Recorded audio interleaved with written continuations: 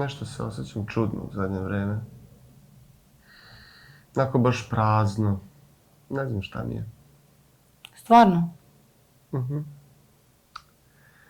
Baš se onako nekako osjećam melanholično i depresivno.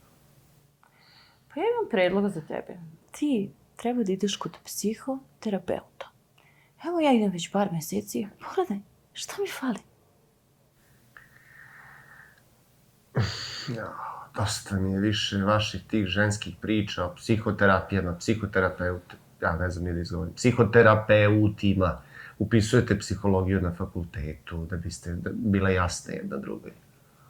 Neću, jednostavno neću da idem. Imam jednu ženu za tebe, uzima 30 evra po seansi. To uopšte nije skupo. I videla sam danas na netu, ima jedna žena nudi besplatno 3 seanse, ali online. Jednostavno neću da idem, rekao sam. Neću zato što me je blam. Mene je sramota tamo da idem. Šta će ljudi još pomisliti? Još će me napred ludim. Ma kakav blam, u Americi to rade. Svi, svaki dan, to tamo nije nikakav blam.